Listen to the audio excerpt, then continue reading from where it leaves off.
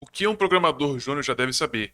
Antes de começar esse vídeo, entenda, eu estou falando para pessoas que já estão trabalhando na área e querem saber exatamente o que você já deve dominar como programador júnior. Não é para você que ainda não conseguiu um trabalho, é para você que está estudando. Fique esperto porque esse vídeo é para pessoas que já estão trabalhando, mas se você quer saber mesmo assim, assista esse vídeo porque ele vai ajudar você. Então, para isso, eu vou começar aqui abrindo a ferramenta mais poderosa do Windows que muitos de vocês ainda não conhecem, chamado Notepad.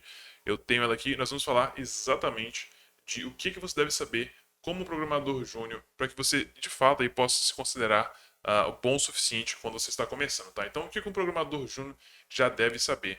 Eu vou começar falando óbvio aqui, pessoal, porque eu espero que isso aqui seja óbvio para você, não que não seja algo novo, mas você precisa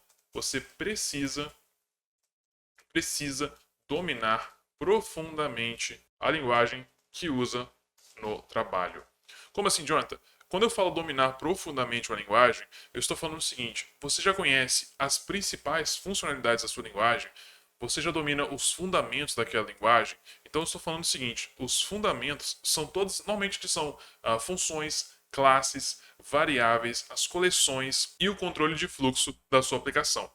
Os fundamentos normalmente são esses. Você tem que, no mínimo, saber isso. Se por acaso não existem classes na linguagem de programação que você está usando, então exclui classes dessa lista. Mas os fundamentos você precisa dominar. Isso é o mínimo, tá? O mínimo para você conseguir trabalhar com isso. Outra questão que eu recomendo que você aprenda são as boas práticas. Também são coisas que você deve aprender, que você deve saber, na verdade, sobre aquela linguagem.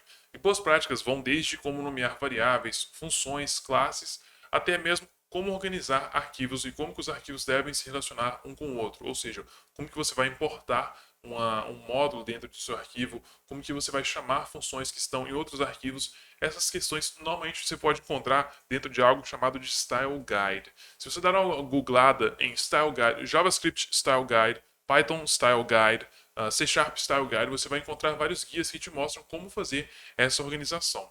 Isso aqui entra um pouco também na questão de design patterns.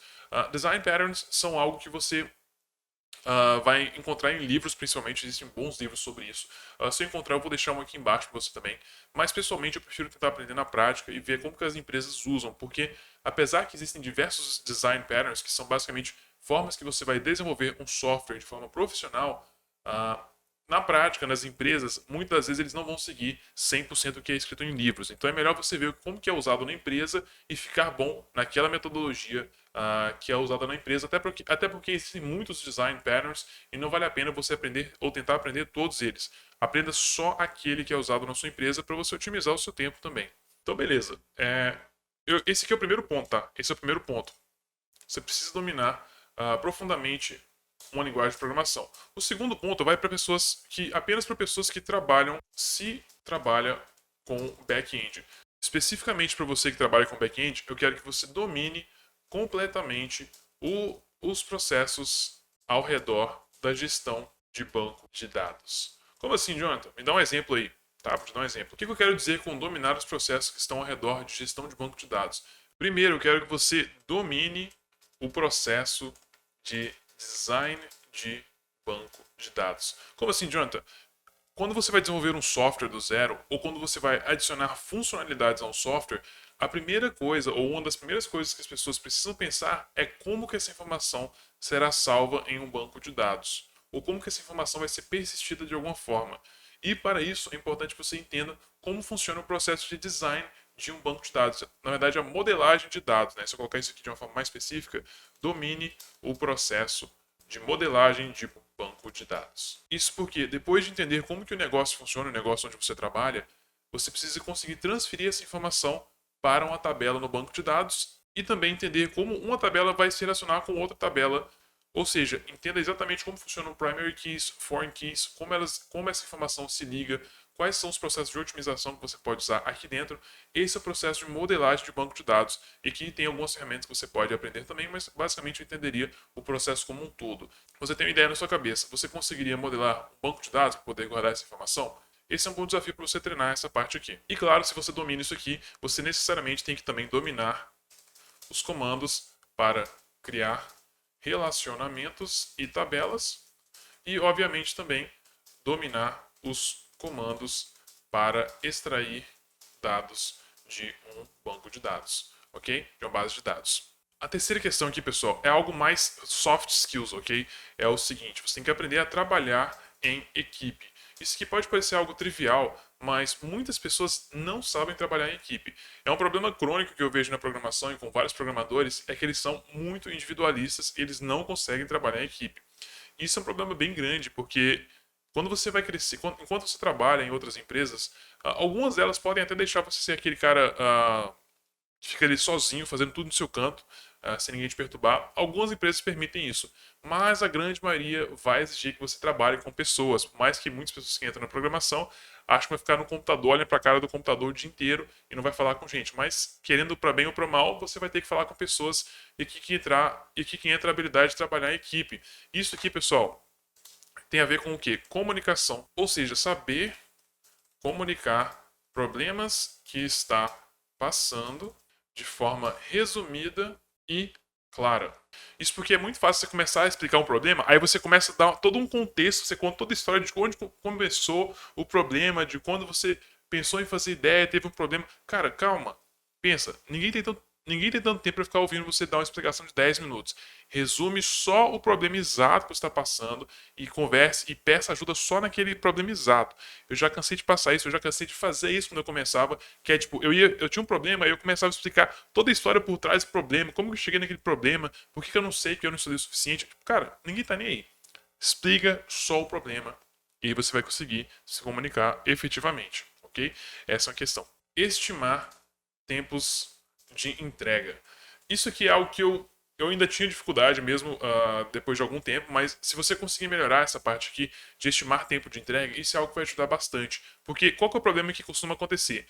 É mais comum você prometer que você vai terminar algo em um tempo muito menor do que você realmente vai precisar do que o contrário. Então, normalmente quando eu digo aprender a estimar tempos, eu basicamente digo aprenda a dobrar as estimativas que você fez. É basicamente isso, tá? Se eu tivesse que resumir em um livro.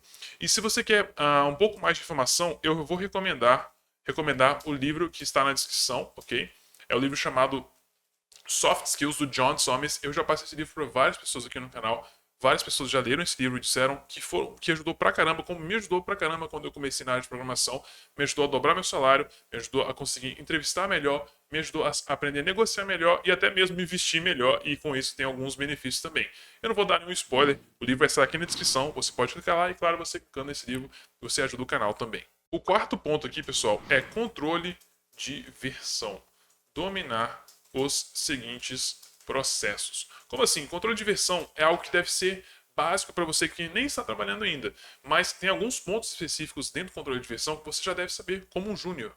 E aqui eu estou falando de gestão de repositórios, ou seja, criar, excluir, modificar. Você tem que saber como fazer isso, clonar. Esse é o básico, você já deve dominar essa parte. A criação de branches. A criação de branches é muito importante porque ela tem a ver com o controle de versão aplicado a equipes. Isso porque existem vários tipos de maneiras de você organizar suas branches, mas se você trabalha em equipe, você vai perceber que existem, por exemplo, alguns formatos onde você tem uma branch de staging, uma branch de uma branch de development e uma branch de production, ou seja, uma branch para você testar no seu computador, uma branch para você deixar para a equipe de desenvolvimento testar o seu código e uma branch para a produção, ou seja, para o próprio cliente usar. Então você tem que aprender esses processos também de como que as branches, como que você faz a criação de branch, mas mais importantemente, como isso é usado profissionalmente e como usar profissionalmente. Bom, estou ficando meio grande aqui agora, deixa eu organizar isso aqui melhor para ficar um pouco melhor para vocês. Vamos deixar assim, ó.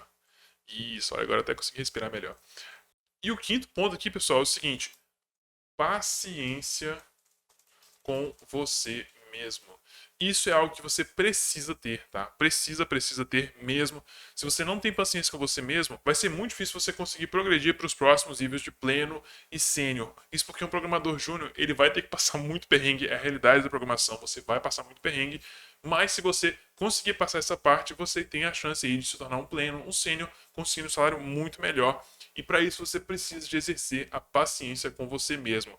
Eu espero que esse vídeo, pessoal, tenha ajudado bastante. E se você quer continuar aprendendo, não esqueça de se inscrever nesse canal, deixar uma curtida, comentar nesse vídeo e assistir essa playlist aqui, onde eu falo sobre os passos que você deve seguir para se tornar um programador de sucesso. Até a próxima.